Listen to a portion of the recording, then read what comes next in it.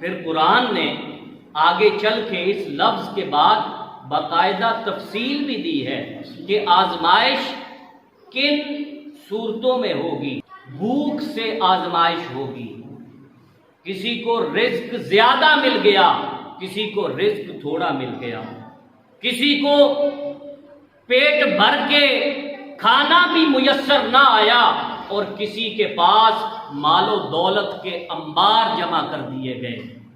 بھوک سے آزمائش، وَنَقْصٍ مِّنَ الْأَمْوَالِ، اور مالوں کے نقصان سے آزمائش۔ کبھی کسی کو مال اتنا مل گیا کہ اس کی ساری زندگی کے لیے کافی ہو گیا، اور کسی کے پاس مال اتنا بھی نہیں کہ وہ 2 وقت اپنے بچوں کو پیٹ بھر کے کھانا کھلا سکے۔ وَالْأَنفُسِ، جانوں کے نقصان سے۔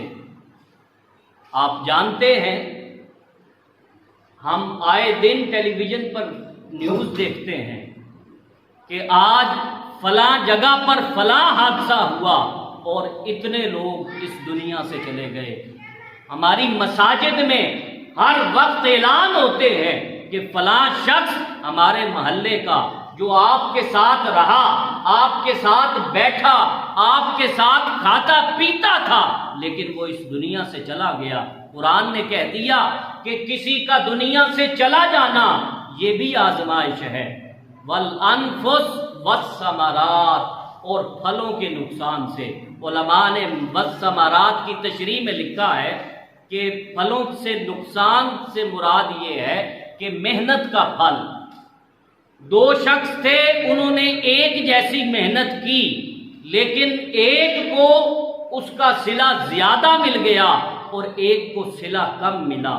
ایک کو اس محنت کے بدلے میں زیادہ مال و دولت میسر آ گیا، لیکن ایک کو اس سے کم ملا۔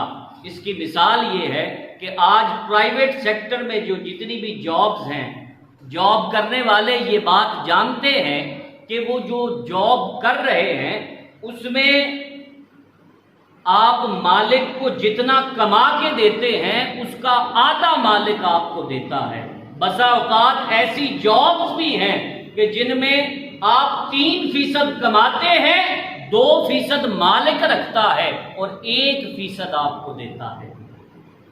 تو والثمرات، محنت کا پھل۔